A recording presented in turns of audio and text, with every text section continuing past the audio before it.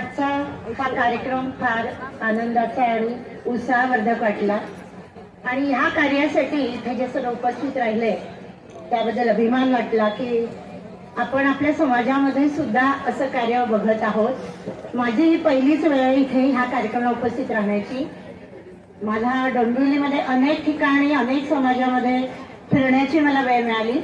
बऱ्याच समाजामध्ये मी फिरत असताना बरेच असे काही गोष्टी लक्षात आल्या की ज्या नवीन पिढीसाठी विशेष आहे।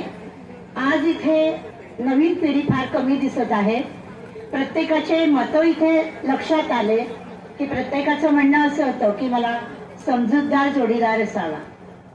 खरंच आहे, तुम्ही आम्ही आज सर्वजण ज्या वयामध्ये आहोत आपण जो संघर्ष केला तो संघर्ष करून आज आपण इथे उभे आहोत।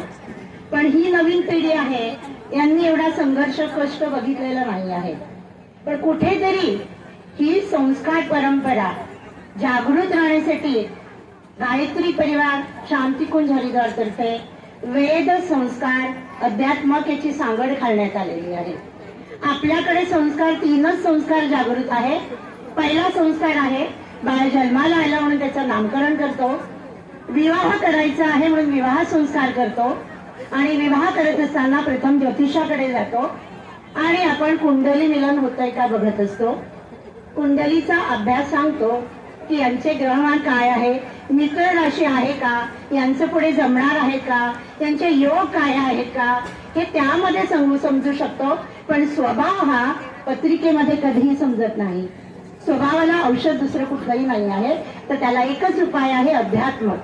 जर आपण अध्यात्मकात राहिलो तर आपल्याला आपल्या जीवनामध्ये येणारा संघर्ष कसा आहे ते समजतं। आपल्या पौराणिक कथा जर बघितल्या तर त्या तुमच्यात लक्षात येईल की प्रभू रामचंद्रांना सुद्धा वनवासामध्ये जावं लागलं, सीता मातेला सुद्धा तिचा वनवास चुकला नाही।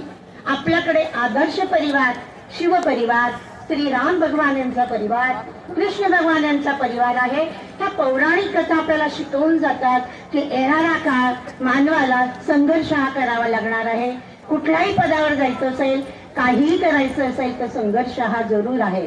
पण पती पत्नी आणि मुलगा किंवा वधू वर आणि वधू यांनी जर जोडीदार शोधत असताना आज जे म्हणत आहे की समजूतदारपणा असावा तो नक्कीच असावा। पण यांच्या जीवनामध्ये तिसरी व्यक्ती जर आली तर त्यांच्या जीवनात जास्त वादळ निर्माण होते।